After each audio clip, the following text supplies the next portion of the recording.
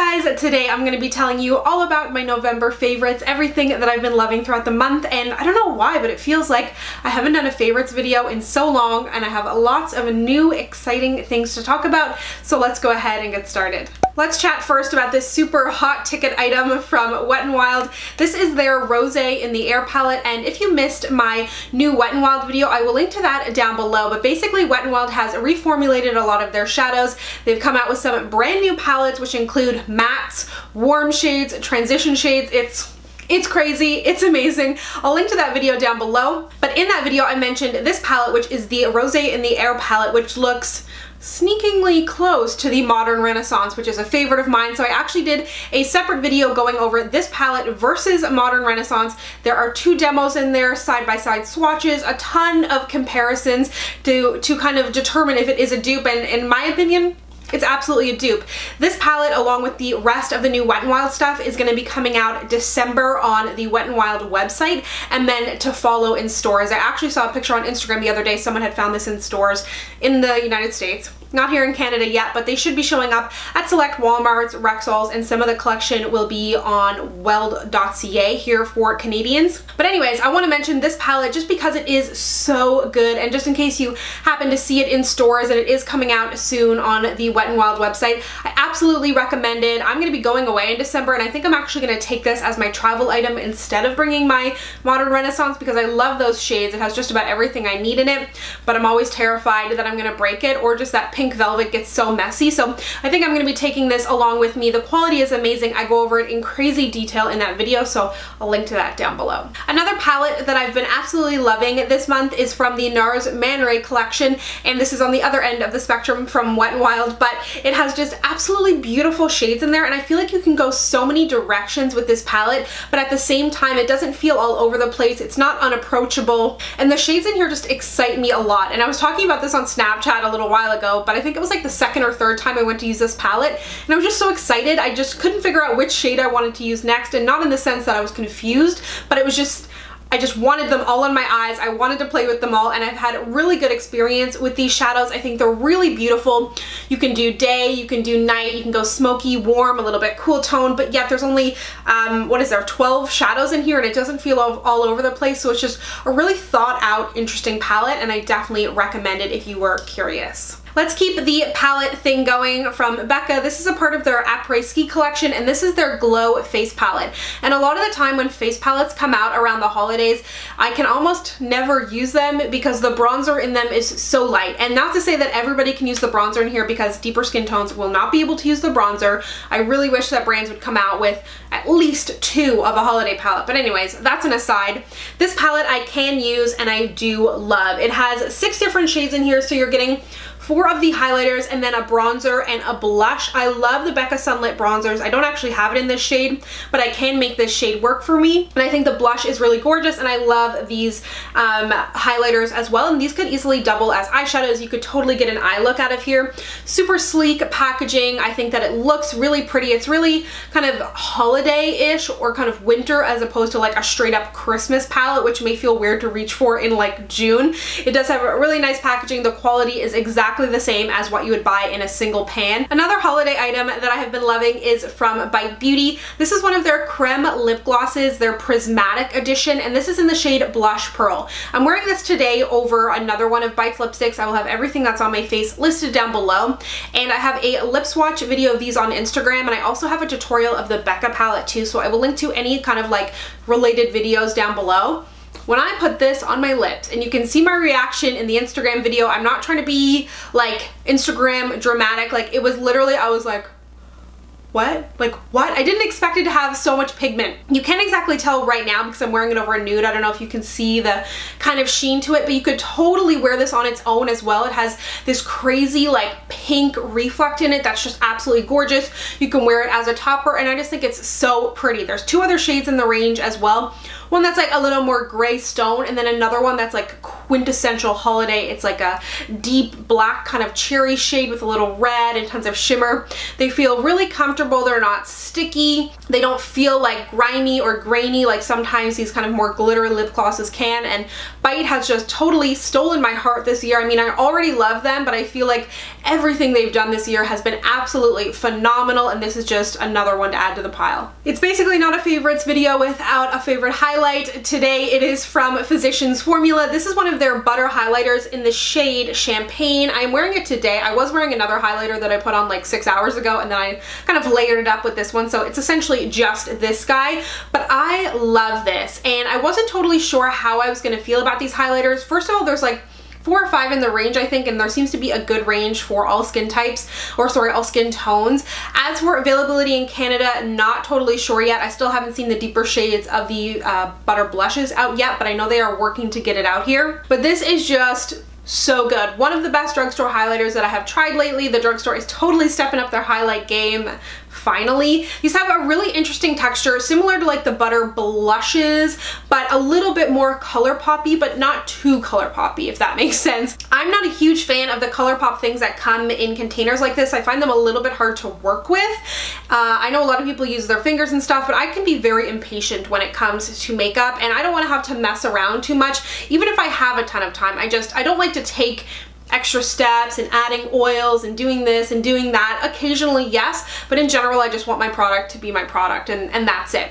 So with this, you definitely can use a little bit of a denser brush if you want to pick up more product. It kind of has that like moussey move around feeling, but it's nothing too stiff, and the result is stunning. It gives an incredibly gorgeous glow. It has that kind of vacation-y scent, but it has faded a little bit on this one. Champagne is gorgeous. There's another rose gold one, and I'm just really, really impressed with these. The brush that I love to use with that highlighter and that I have been loving to highlight with this month is from Inglot. This is their 4SS, yeah, the 4SS. I also love the 6SS for a highlight, but this one's just a little bit bigger and a little bit denser. Inglot makes amazing brushes. They are totally underrated, and the 6SS and the 4SS are two like essentials in my collection. The 4 I love using for nose contour, for blending out eyeshadows, for highlighting. This one is primarily highlighting for me, but it's just a really good brush, and the price is definitely up there. And I normally don't spend much on brushes because I feel like there's tons of great drugstore options out there, but this one is quite unique to my collection,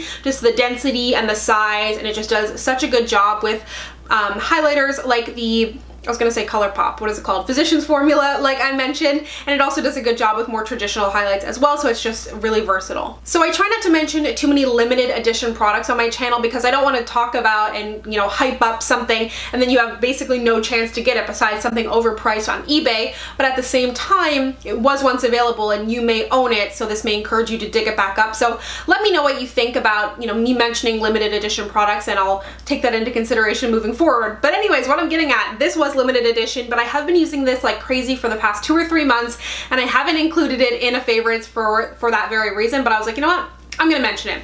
This is from the MAC Tarji P Henson collection, and it's one of the extra dimension, or sorry, mineralized skin finishes in the shade Highlight the Truth. And what I love about this, and what kind of turned me on to using this again, I did use it last summer when I first got it, but the Fenty Beauty highlight, how it has that kind of a duo pan, and one of them is softer, and the other one is much more of like a pop-in traditional highlight, is kind of how I reach for this. So I've been loving to do this kind of layered highlight look to make things a little bit more natural, but have them still be impactful. So I'll go in with this and highlight all of my kind of traditional highlight points. I especially like to do this in the day if I'm going to like an event and I know that I'm going to be face-to-face talking to people and I want to be highlighted. But if you're packing on like a crazy amount of highlighter in person, it's not cute. This is just so smooth, has a beautiful sheen on the skin. It definitely has glow to it, but it's like a lit from within kind of thing. So I'll put this down my nose, even on my chin sometimes, cheekbones, forehead,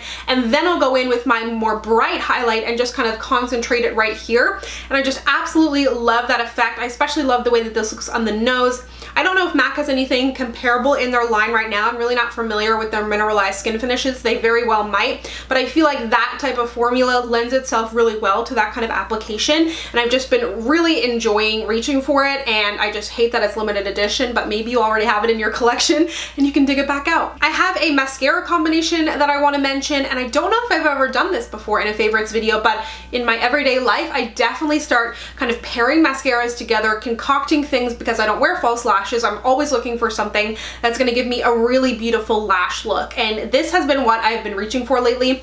I've raved about this a ton. It is the L'Oreal Voluminous Voluminous Base Primer. It's incredible. It is way better than any of the high-end lash primers that I've ever tried. It adds so much volume. It's beautiful, and I've been loving it in combination with this new mascara from Rimmel. It's their Wonderfully Real mascara, and I do like this on its own. You can see this in action in a video I actually did with Rimmel recently, so I'll link to that down below.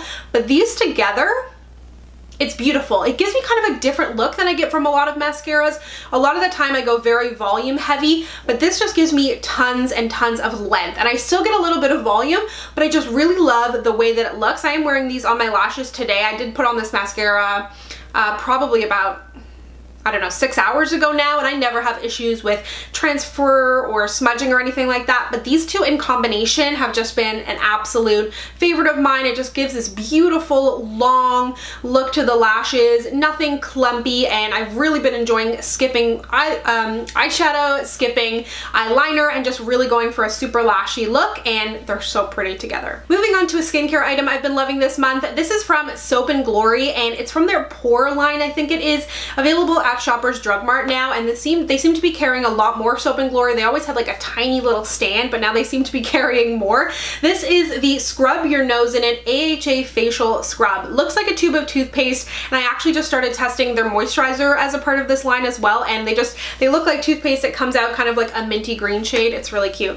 But this is really nice, formulated for combination and oily skin, and I have been in the market for a scrub. I love the Vasanti scrub. That's a Canadian brand if you're not familiar with it. And I've been on the hunt for a facial scrub that is really scrubby, like tiny, tiny scrubs. I want to actually feel it. I don't want there to be more like, you know how the ratio of scrubby bits to liquid or lotion or cream, that kind of thing. I want it to be like mostly scrub with a little bit of cream. I really love that feeling of making sure my skin feels clean, feels almost like polished, you know, if that makes sense. So it doesn't feel harsh on the skin. If you do have really sensitive skin, I wouldn't really recommend an AHA facial scrub, but of course that's up to you to try. But if you do have a skin type more similar to mine, oily, not particularly sensitive, and you're looking to kind of brighten your skin, help with pores, this has been so good. It's quite affordable as well. I can't remember how much it costs, but you get a ton of product in here and you need like a tiny little bit. Moving on to some hair products. You guys have been so sweet about